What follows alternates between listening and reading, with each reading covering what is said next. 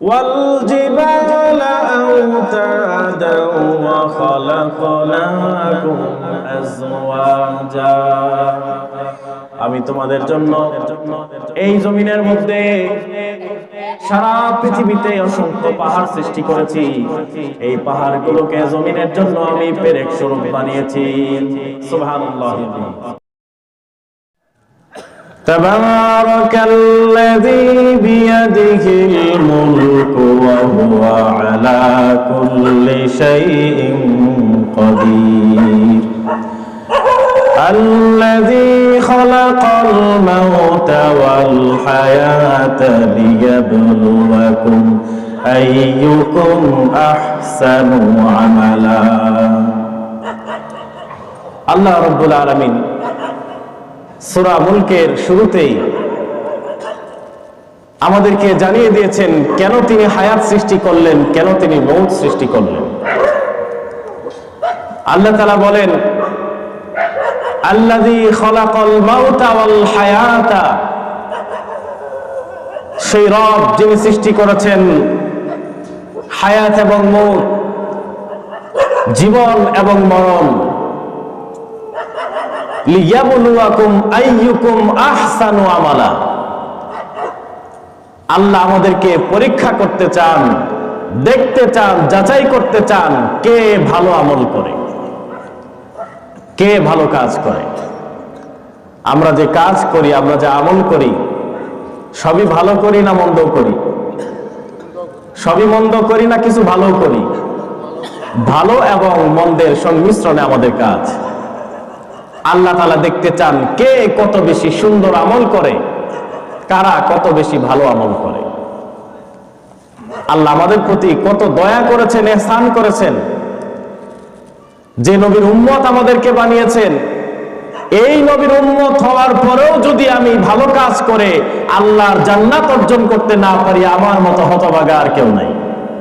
ঠিক কিনা বলেন?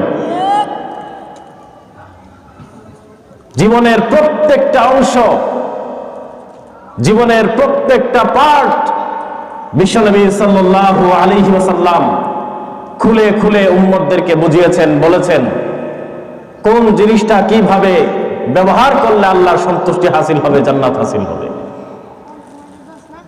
একটা পূর্ণাঙ্গ জীবন বিধান আমাদেরকে দিয়েছেন। জীবনের সর্বনিম্ন কাজ থেকে নিয়ে শুরু করে সর্বোচ্চ পর্যায়ের কাজ পর্যন্ত দিক নির্দেশনা দিয়েছেন, পরিষ্কারভাবে আমাদের সামনে খুলে দিয়েছেন। এই নবীর উম্মত হওয়ার পরও যদি আমি আপনি নবীর কথা মতো চলে জান্নাত অর্জন করতে না পারি, আল্লাহকে সন্তুষ্ট করতে না পারি, তাহলে এর চেয়ে হতভাগা আর কেউ নাই। এই উম্মতকে আল্লাহ শ্রেষ্ঠ উম্মত বলে ঘোষণা করেছেন। আখিরি নবীর পয়গম্বরের উম্মতকে আল্লাহ রাব্বুল আলামিন শ্রেষ্ঠ বলে ঘোষণা করেছেন। দেখেন একটা জিনিস, অন্যান্য নবীর যত উম্মত ছিলেন, যারা ওই নবীর কথা মতো চলেছেন, তারা কি জান্নাতে যাবেন না? মুসা নবীর উম্মত যদি মুসা নবীর কথায় তারা চলে থাকেন, তারাও জান্নাতে যাবেন। তৎকালীন যুগে যারা চলেছেন, ঈসা নবীর উম্মত, ইব্রাহিম আলাইহিস সালামের উম্মত, সমস্ত নবীর উম্মত যারা তাদের কথা মতো তৎকালীন যুগে চলেছেন, অন্য শরীয়ত আসার আগ পর্যন্ত সবাই জান্নাতে যাবেন। কিন্তু এই উম্মতকে আল্লাহ শ্রেষ্ঠ বলে ঘোষণা দিয়েছেন। এই উম্মত জান্নাতে যাওয়ার আগে অন্য কোন উম্মতের সে যত বেশি আমল করুক না কেন, তার জান্নাতে যাওয়ার পারমিশন নাই। আল্লাহ তাআলা ইরশাদ করেন, কুনতুম খায়রা উম্মাতিন উখরিজাত লিন-নাস তা'মুরুনা বিল মা'রুফি ওয়া তানহাউনা আনিল মুনকার। আল্লাহ রাব্বুল আলামিন বলেন, তোমরা হচ্ছে শ্রেষ্ঠ জাতি। এই উম্মতে মুহাম্মদী হচ্ছে আদম আলাইহিস সালাতু ওয়াস সালাম থেকে নিয়ে শুরু করে এই নবীর আসার আগ পর্যন্ত যত নবী দুনিয়াতে এসেছেন, সমস্ত নবীর যত উম্মত ছিল, সমস্ত উম্মতের মাঝে এই নবীর উম্মতকে আল্লাহ শ্রেষ্ঠ বলেছেন। আখেরি নবীর আখেরি পয়গম্বরকে শ্রেষ্ঠ বলেছেন। মানুষের কল্যাণের জন্য দুনিয়া আখিরাতের কল্যাণ সাধন করবে এই উম্মত, নবীর প্রতিনিধিত্ব করবে। নবী চলে যাওয়ার পরে নবীর কাজগুলো করবে, মানুষকে আখিরাতের দিকে ডাকবে। এজন্য উম্মতের এত মর্যাদা।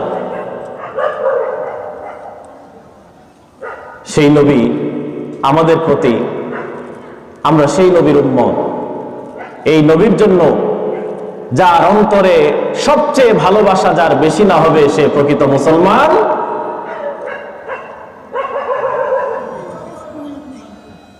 ততক্ষণ পর্যন্ত মুমিন হওয়া যাবে না যতক্ষণ পর্যন্ত না সবচেয়ে বেশি মহাব্বত নবীর জন্য না হবে। এখন এই মহাব্বত কি শুধু মুখে দাবি করলে হবে, না কাজে কর্মে দেখাতে হবে? মহাব্বত মুখে দাবি তো সবাই করে, কেউ কারো চাইতে কম না। মুখের দাবির বেলায় কেউ কারো চাইতে কম না। 1400 বছর আগে, 1450 বছর আগে নবীজি সাল্লাল্লাহু আলাইহি সাল্লাম এই কারণে একটা হাদিস বলেছেন যে আসলেই শুধু মুখে মহাব্বতের দাবি করলে হবে না, বাস্তবে কাজে কর্মে নবীর কথা বাস্তবায়ন করতে হবে, নবীর আদর্শ মোতাবেক চলতে হবে, নিজে চলতে হবে, পরিবার চালাতে হবে, সমাজ চালাতে হবে, রাষ্ট্র চালাতে হবে। নবীজি বলেছেন, মান আহাব্বা সুন্নতি ফাকাদ আহাব্বানি ওয়া মান আহাব্বানি কানা মাই ফিল জান্নাহ। নবীজি বলেন, মান আহাব্বা সুন্নতি, যে আমার সুন্নতগুলোকে মহব্বত করলো, আমার আদর্শকে মহব্বত করলো, আমার আদর্শ মোতাবেক চললো, ফাকাদ আহাব্বানি, সে যেন আমি নবীকে মহব্বত করলো। ওয়া মান আহাব্বানি, আর যে আমি নবীকে মহব্বত করলো, এই মহব্বতের পরিণাম কি হবে তোমরা শুনে রাখো। এই মহব্বতের পরিণাম হবে, এই মহব্বতের কারণে সে আখিরাতে জান্নাতের মধ্যে এসে আমি আর সে জান্নাতে একসাথে থাকবো। যে আমার সুন্নতকে আদর্শকে মহব্বত করবে, সে আর আমি জান্নাতে একসাথে থাকব। দুনিয়াতে আমরা এই উম্মত, বর্তমান জামানার উম্মত, আমরা নবীকে দেখতে পাই নাই। নবীর জন্য আমাদের অন্তর কাঁদে।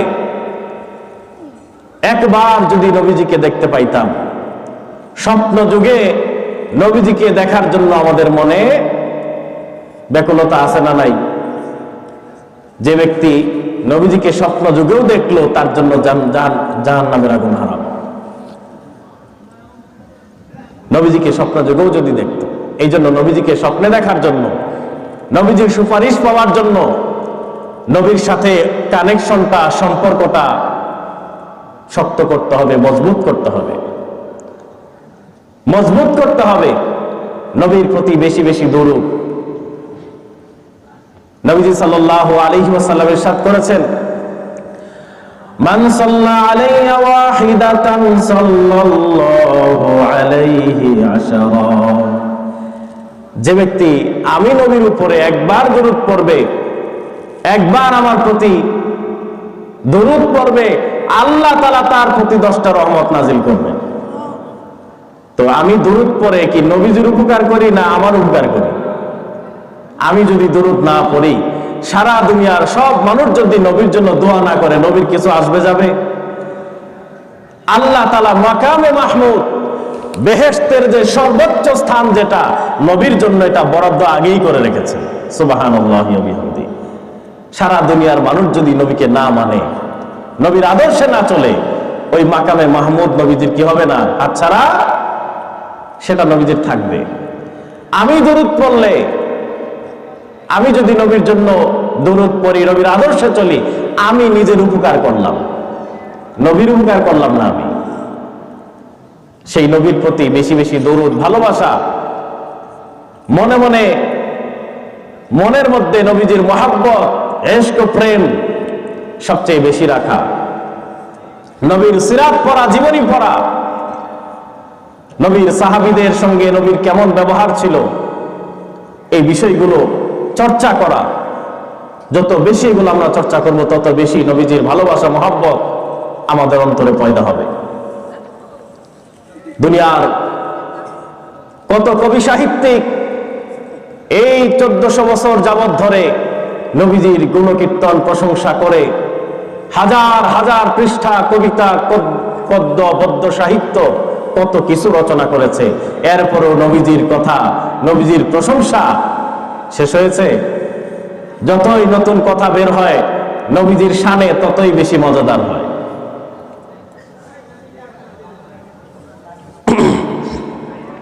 এক কবি, এক শিল্পী একটা দারুণ সঙ্গীত রচনা করেছেন নবীজির শানে। বলবো আপনাদের সামনে? নবীজির সঙ্গীত শুনলে, নবীজির শানে নাচ শুনলে মুহাব্বত বাড়বে না কমবে? দুনিয়ার শিল্পী, দুনিয়ার মানুষের প্রশংসা শুনলে তার প্রতি ভক্তি মহব্বত বাড়ে না কমে? যার যেটা বেশি শুনবেন সেটা আপনার ভিতরে বেশি পয়দা হবে।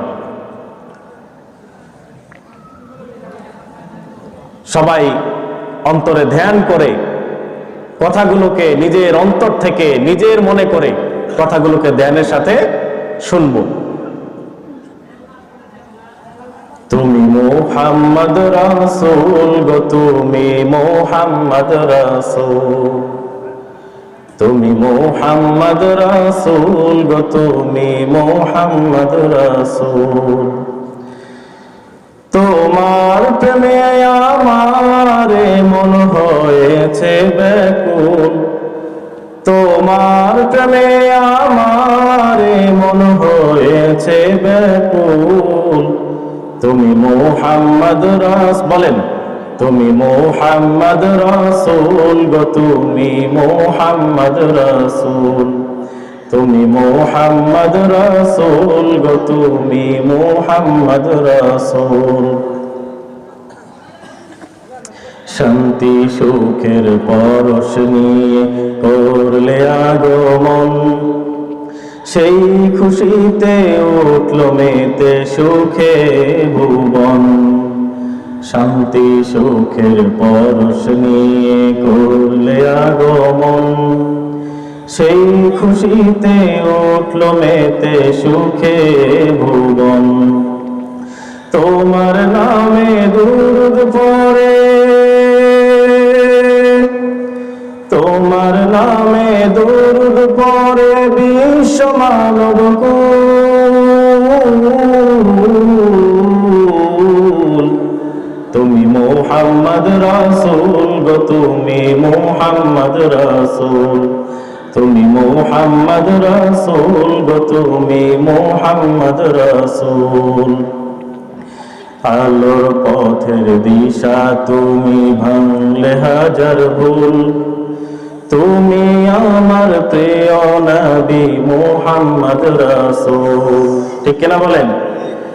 আলোর পথের দিশা তুমি, ভাঙলে হাজার ভুল। তুমি আমার প্রিয় নবী মুহাম্মদ রাসূল। দূর মদিনার বুকে ফোটা, দূর মদিনার বুকে ফোটা তুমি সেরা ফুল। তুমি মুহাম্মদ রাসূল গো, তুমি মুহাম্মদ রাসূল, তুমি মুহাম্মদ রাসূল গো, তুমি মুহাম্মদ রাসূল সাল্লাল্লাহু আলাইহি ওয়াসাল্লাম।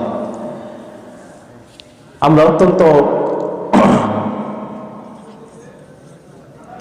এই মাহফিলের আশেপাশে অনেক যুবক ভাইদের আওয়াজ শোনা যাচ্ছে। এই মাইক থেকে অনেকবার বলা হয়েছে, আসলে আমাদের বলার মতো কোনো ভাষা নেই। দিনী মাহফিল হচ্ছে আপনাদেরই আয়োজনে, এই এলাকাবাসীর আয়োজনে, এই এলাকাতেই একটি দিনী আলোচনা। বড় বড় উলামায়ে কেরাম এসেছেন, কথা বলবেন।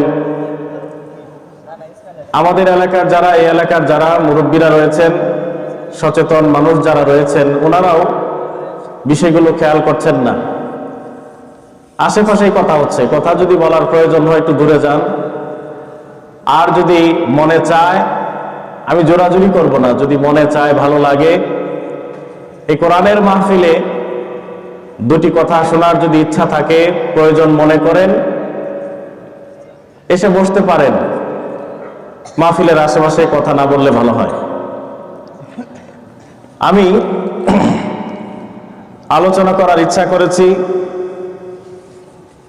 পবিত্র কোরআনুল কারীম থেকে সরাসরি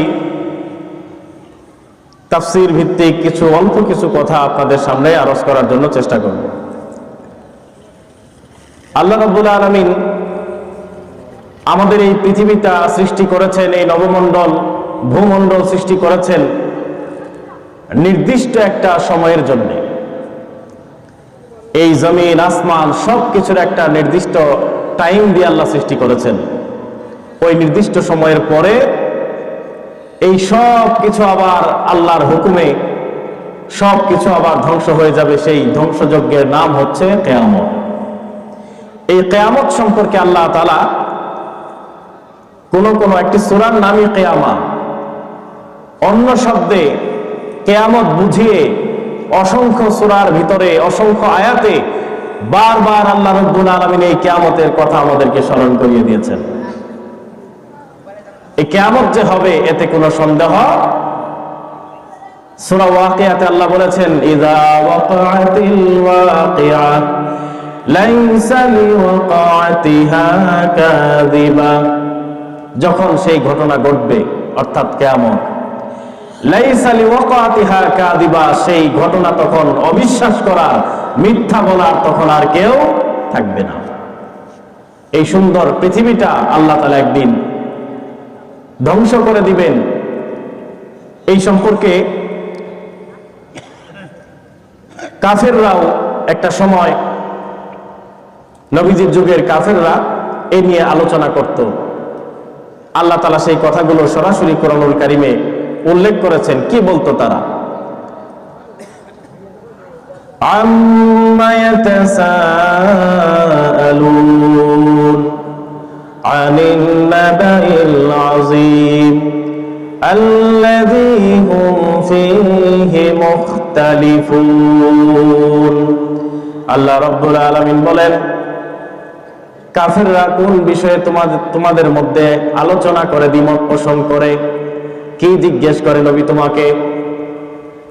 আল্লাযী হুম ফীহি মুখতালিফুন, যে বিষয় নিয়ে তারা এক একজন এক এক কথা বলে। কাল্লা সায়ালামুনা সুম্মা কাল্লা সায়ালামুন। এত ধৈর্য হারাবার কিছু নাই, সময় মতো টের পাবে যেদিন সেই যে ঘটনাগুলো ঘটবে। অচিরেই জানতে পারবে কাফেররা, অতি সত্বর কাফেররা সেই কিয়ামত সম্পর্কে জানতে পারবে, যে বিষয়টা নিয়ে তারা দ্বিধাদ্বন্দ্বের মধ্যে রয়েছে। অচিরেই তারা জানতে পারবে।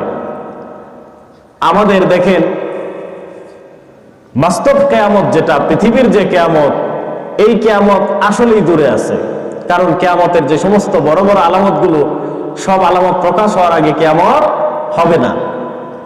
কিন্তু আমি আপনি একটু যদি চিন্তা করি, সেই কিয়ামত সেই কিয়ামতের জায়গায় থাক, আমার আপনার মৃত্যুটাই তো আমার আপনার জন্য কিয়ামত, ঠিক কিনা বলেন? ওই কিয়ামতের অপেক্ষা করার আমার তো দরকার নাই। আমার আপনার মৃত্যুটা আমার আপনার জন্য কিয়ামত। হায়াতটা কত মূল্যবান আমার যুবক ভাইরা, আমার অনেক বৃদ্ধ বাবাজিরাও এখনো আমরা বুঝতেছি না। এক একটা সেকেন্ড, এক একটা মুহূর্ত আমার জন্ম হওয়ার পর থেকে নিয়ে বাড়ছে, ওদিকে এদিকে বয়স বাড়ছে, সেদিকে হায়াত কমছে। বয়স বাড়া মানে কি? হায়াত কমা। বয়স বাড়া মানে হায়াত কমা। এই যে অন্তর্বর্তীকালীন যে সরকার দায়িত্ব গ্রহণ করার পর থেকে নিয়ে নির্বাচনের একটা ডেট করেছে, এদিক দিয়ে তার দায়িত্বের টাইমটা আস্তে আস্তে বাড়তেছে, 1 বছর 1.5 বছর এভাবে টাইম বাড়তেছে। আর নির্বাচনের ডেট যত কাছে আসতেছে তার হায়াত কমতেছে না? এই সরকারের হায়াত কমতেছে। আমাদের বয়স যত বাড়ছে আমাদের মৃত্যু তত নিকটবর্তী হচ্ছে আমাদের।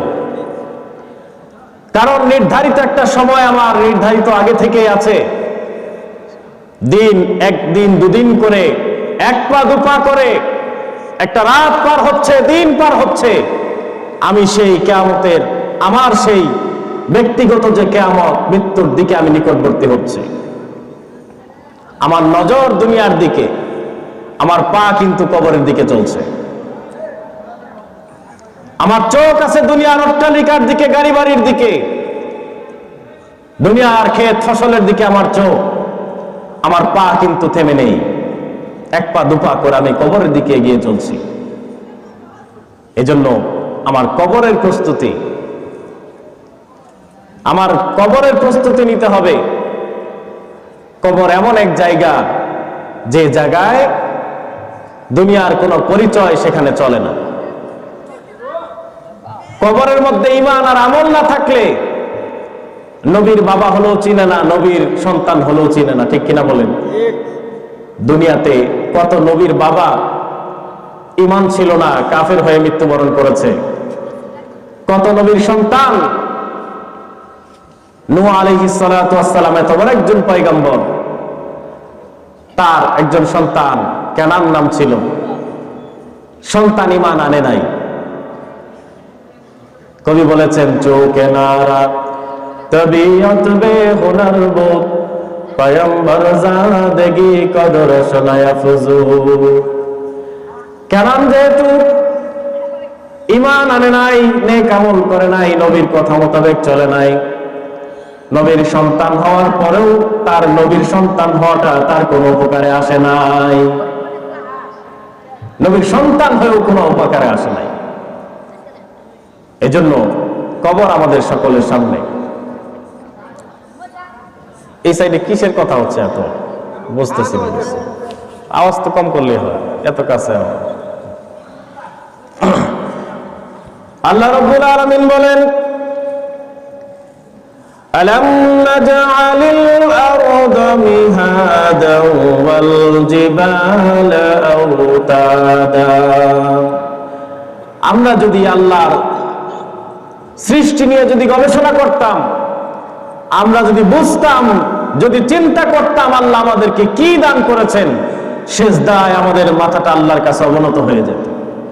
আমরা ভাবি না, সময় পাই না আল্লাহকে নিয়ে, আল্লাহর সৃষ্টি নিয়ে গবেষণা করা। কত নেয়ামত আমাকে দান করেছেন, আমার নিজের মধ্যে কত নেয়ামত আল্লাহ দিয়ে রেখেছেন, চিন্তা করার সুযোগ পাই না। আল্লাহ আমাদেরকে কোরআনের মাধ্যমে কথাগুলো বারবার স্মরণ করিয়ে দেন। আল্লাহ বলেন, আলাম নাজআলিল আরদা মিহাদাও ওয়াল জিবালা আওতাদা।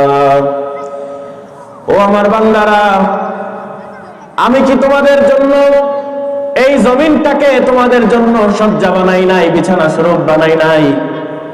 এই জমিনটাকে আমি যদি, পুরা পৃথিবীটাকে যদি পাহাড়ের মতো করে দিতাম, উঁচু নিচু করে দিতাম, তাহলে তোমরা এইভাবে জমিনে সুন্দরভাবে চলাফেরা করতে পারতে না, জমিনে ভালো করে ফসল ফলাতে পারতে না।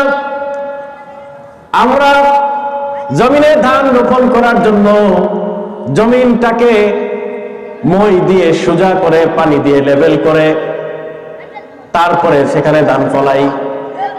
যদি জমিনটা পাহাড়ের মতো, ধানের ক্ষেতটা যদি পাহাড়ের মতো একদিকে উঁচু আরেক দিকে নিচু হতো, তাহলে কি পানি থাকতো কিনা? আল্লাহ বলেন, আলাম নাজআলিল আরদা মিহাদা। একটু চিন্তা করি, এই যে জায়গাটাতে আপনি বসেছেন, এই জায়গার মধ্যেই আপনার যতটুকু জায়গায় বসে আছেন, এক সাইডের জায়গা যদি 1 ফুট উঁচা হয় বা 1 বিঘত উঁচা হয়, আরেক সাইডের জায়গা আপনার নিচের বসার অংশের টুকুর মধ্যে যদি আরেক বিঘত জায়গা নিচে হয়, আপনি বসতে পারবেন? বসার সুবিধা হবে? আল্লাহ বলেন, এই জমিনটাকে আমি যে সোজা করে দিলাম, সমতল করে দিলাম, এটা কি আমার নেয়ামত নয়? চট্টগ্রামের অনেক অধিকাংশ জায়গা আপনার পাহাড়ি অঞ্চল, শহরের ভিতরও পাহাড়। আমাদের এই অঞ্চলে যেমন ভাবে রিক্সাগুলো আমাদের বাড়ির ভিতর পর্যন্ত চলে আসে, অটোগুলো আমাদের বাড়িতে চলে আসতে পারে, চট্টগ্রামের অনেক অফিস আদালত এমন আছে, রিক্সা অটো ওই অফিসে ওঠা সম্ভব না। রাস্তা হলো নিচা, অফিস হচ্ছে উঁচা। বুঝেন নাই কথাটা? রাস্তাটা সমতল, কিন্তু রাস্তার থেকে অফিসের যে জায়গাটুকু রাস্তা, এই জায়গায় উপরে উঠে গেছে, যেতে পারে না। মাটি কেটে কেটে তারপরে মাটি সরিয়ে সেখানে বাড়িঘর করতে হয়। আল্লাহ তাআলা আমাদের জন্য বিছানা স্বরূপ জমিনটাকে বিছানা স্বরূপ বানিয়ে দিয়েছেন। আল্লাহ নেয়ামত স্মরণ করিয়ে দিচ্ছেন। আল্লাহ রাব্বুল আলামিন ওয়াল জিবালা আওতাদা ওয়া খালাকনাকুম আজওয়াজা, আমি তোমাদের জন্য এই জমিনের মধ্যে সারা পৃথিবীতে অসংখ্য পাহাড় সৃষ্টি করেছি। এই পাহাড়গুলোকে জমিনের জন্য আমি পেরেক স্বরূপ বানিয়েছি। সুবহানাল্লাহ। পাহাড়গুলো হচ্ছে জমিনে পেরেকের মতো, তার কাটার মতো। এই জমিনটা প্রথম সৃষ্টি করার পরে বলেন তো দেখি, পৃথিবীতে পানির অস্তিত্ব বেশি না মাটির অস্তিত্ব বেশি? পানির অস্তিত্ব বেশি। পুরা পৃথিবীটাই পানি, টোটাল পৃথিবীটাই পানি। মাটিগুলো ভাসমান অবস্থায় আছে। সুবহানাল্লাহি ওয়া বিহামদিহি। মাটিগুলো ভাসমান অবস্থায় আছে, মাটিগুলো নড়চড় করত। আল্লাহ তাআলা পেরেক স্বরূপ মাটি যাতে না নড়ে পাহাড়গুলোকে স্থাপন করে দিয়েছেন। ওয়াল জিবালা আওতাদা। শুধু কি তাই, এই পাহাড়ের মধ্যে কত ধরনের খনিজ সম্পদ আল্লাহ আমাদেরকে দিয়েছেন, কত ধরনের দামি দামি সম্পদগুলো আল্লাহ আমাদেরকে দিয়েছেন। আল্লাহ রাব্বুল আলামিন বলেন ওয়া খালাকনাকুম আজওয়াজা, আমি তোমাদের সকল জীবকে জোড়ায় জোড়ায় সৃষ্টি করেছি। আল্লাহ আমাদেরকে জোড়ায় জোড়ায় সৃষ্টি করেছেন। মানুষের মধ্যে জোড়া সৃষ্টি করেছেন, পশু পাখির মধ্যে জোড়া সৃষ্টি করেছেন, এমন কি রাত দিন সকাল বিকাল সব জিনিসের মধ্যে কি আছে? জোড়া আছে। রাত দিনের মধ্যে জোড়া নাই?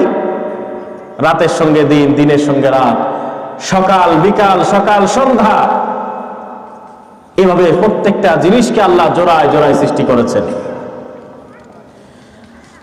আল্লাহ রাব্বুল আলামিন বলেন ওয়াজআলনা নাওমাকুম সুবাতা ওয়াজআলনাল লাইলা লিবাসাও ওয়াজআলনান নাহারা মাআশা।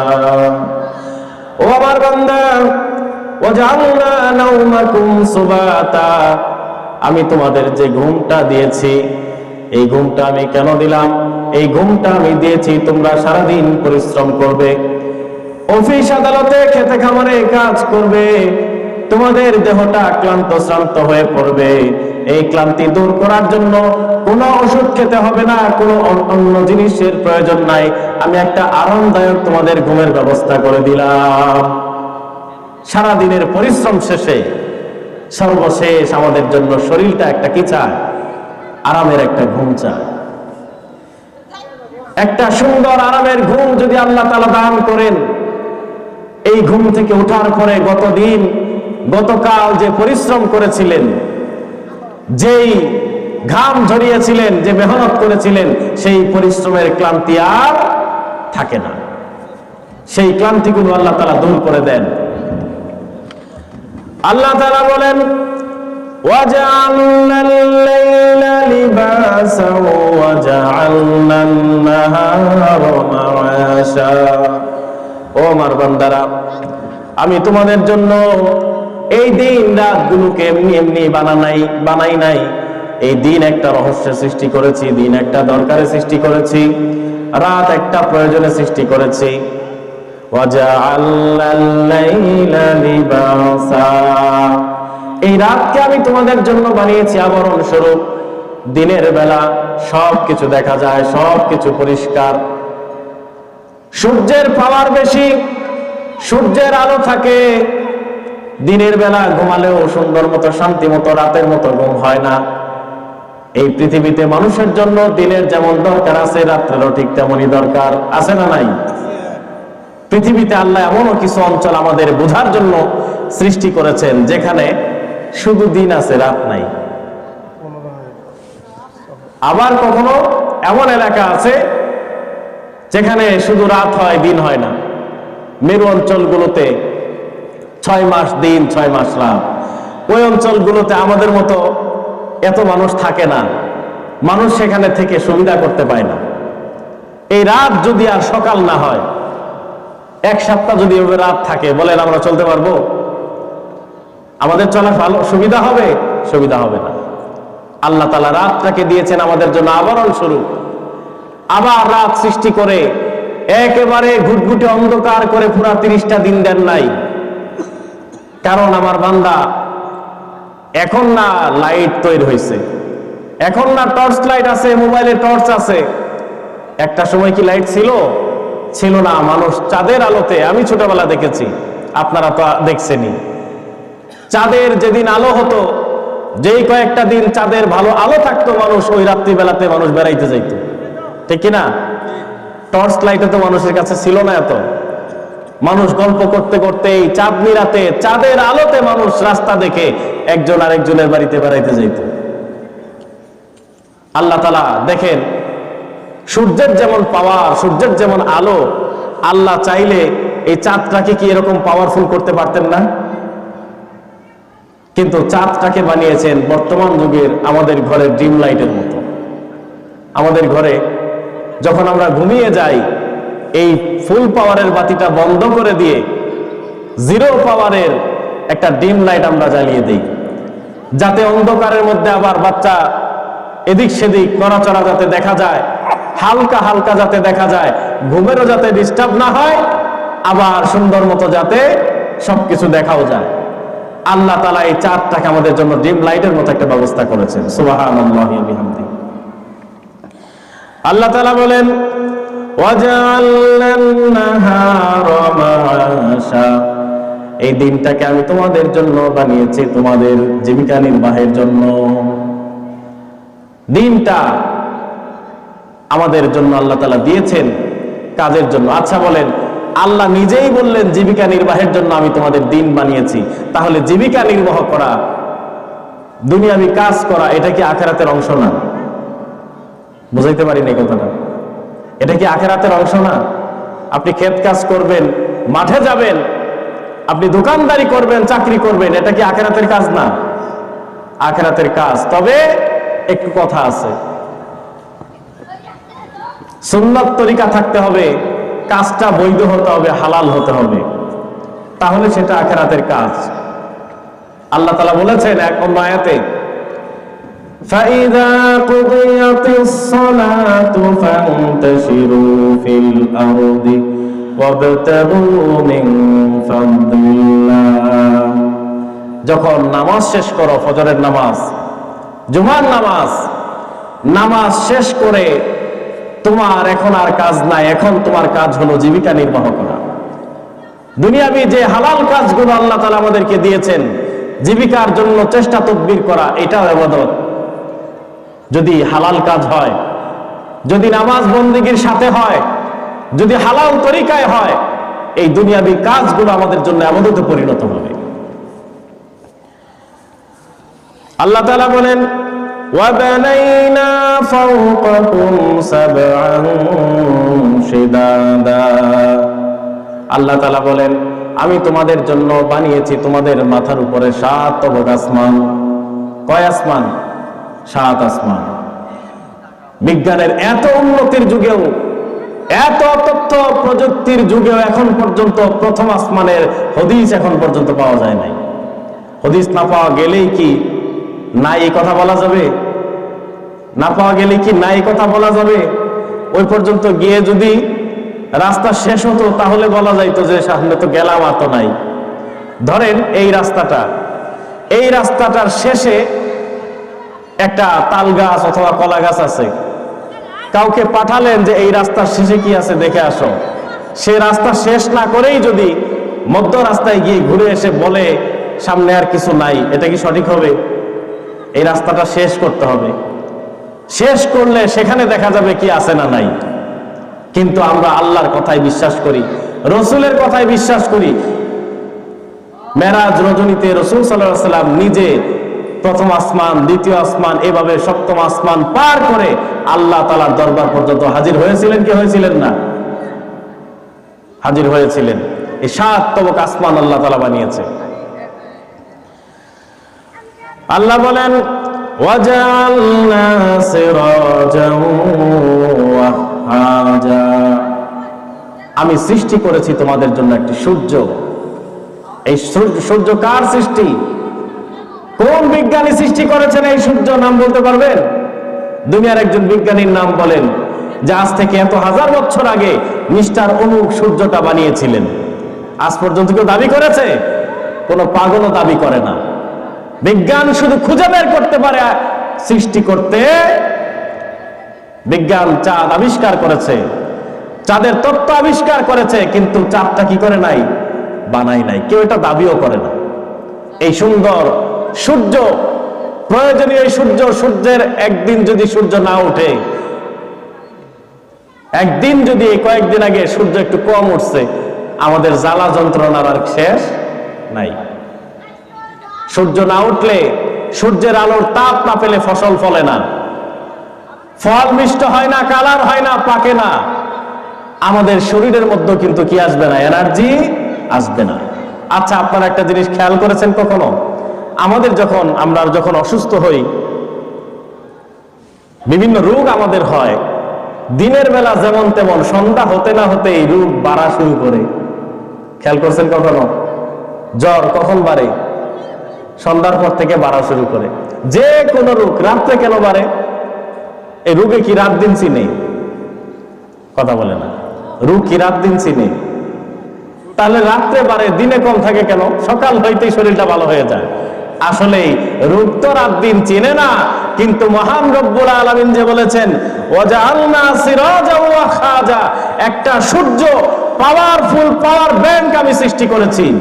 এই সূর্যের আলোর কারণে, সূর্যের তাপের কারণে রোগ দুর্বল হয়ে যায়। সুবহানাল্লাহি ওয়া বিহামদিহি।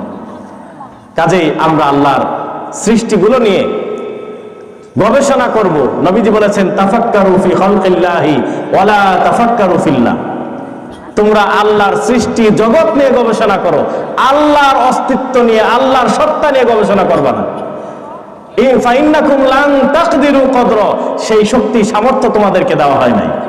এই জন্য আমার কথা শেষ করে দিচ্ছি। আমার উস্তাদ প্রধান বক্তা উনি চলে এসেছেন। তো আমাদেরকে আল্লাহর সৃষ্টি জগৎ নিয়ে যত বেশি গবেষণা করব, যত বেশি চিন্তা করব, আমার নিজের দিকে যদি তাকাই, এই হাতগুলো, চোখগুলো, 5টা আঙ্গুল দিয়েছেন, একটা আঙ্গুল যদি না থাকে, একটু খেয়াল করেন, একদিন একটা আঙ্গুল বাদ রেখে একটা জিনিস ধরেন তো দেখি, ধরা যায়? একটা আঙ্গুল মাত্র। এই 4 আঙ্গুল দিয়ে আপনি কিছু করতে পারবেন না। এই সুন্দর চোখটা আল্লাহ দিয়েছেন, চোখের পাওয়ারটা আল্লাহ যদি কমিয়ে দেন, নাই করে দেন, কোনো কিছু করার থাকবে না। এই আল্লাহ যে আমাদেরকে বডিতে নেয়ামতগুলো দিয়েছেন, আশেপাশে আমাদের যা খাচ্ছি, খাওয়ার সময় যদি একটু ভাবি, একটু চিন্তা করি, এটা আল্লাহ বানিয়েছেন, আল্লাহ আমাকে দিয়েছেন, এই রিজিক আল্লাহ আমাকে দিচ্ছেন। যদি আল্লাহ দুনিয়াতে ফসল না ফলান, মাটিতে ফসল রেখে আসলাম, বীজ গেড়ে আসলাম, আনতুম তাজরাউনাহু আম নাহনু যারিউন, আল্লাহ বলেন ও আমার বান্দারা, বেহুশ, ফসল তোমরা ফলাও না আমি ফলাই? কি বলেন? ফসল আমরা ফলাই? আমরা না মাটির মধ্যে গাইরে দিয়ে আসলাম?